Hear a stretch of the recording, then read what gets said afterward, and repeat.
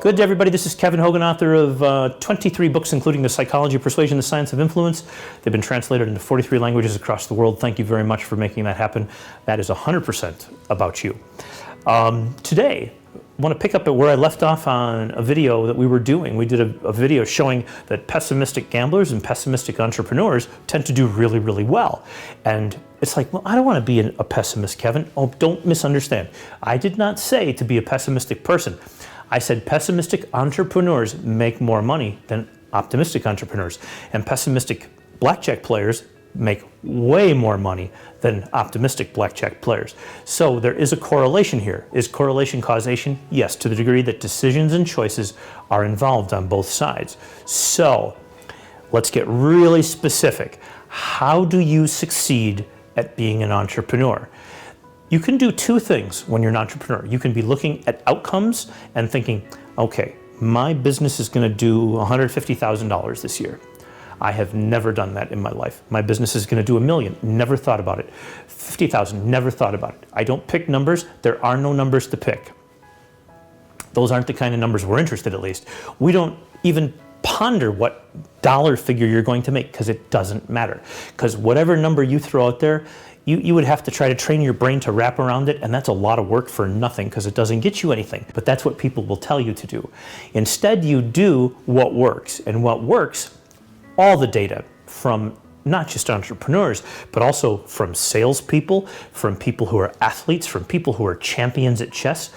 The successful people in the world don't focus on like getting that outcome over there. Yeah, you put the plan up and you're going to build the building and it's going to be really tall and it's going to look really cool and you have the plan made and there it is. Now you're done.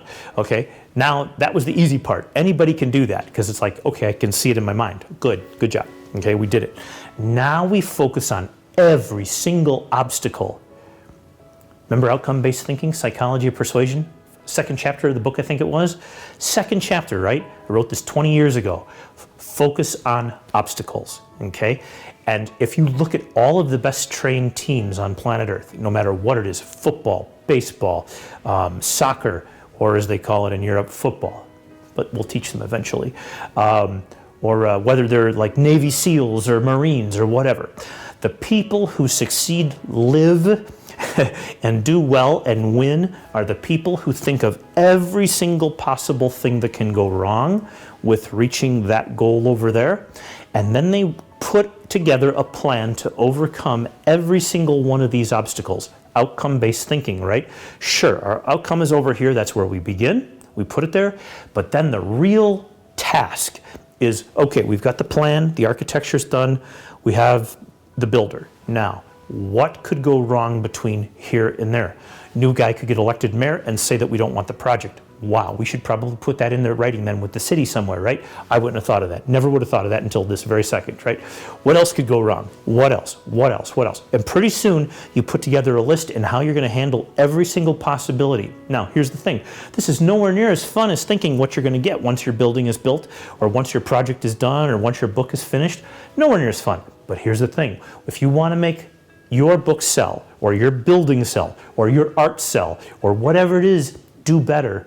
What you want to do is think of all the things that can take away that potential success from you and how you're going to beat those problems as they come up. If you do that, you will win almost all the time. You can't win 100% of the time, but you'll win the vast majority of time. And that's the people who succeed in business, in life, as champions, best military men, anything that involves thinking to get from here to there. It's the obstacles and the overcoming that gets you there. Do that and you'll be amazing. And I'll see you here next time.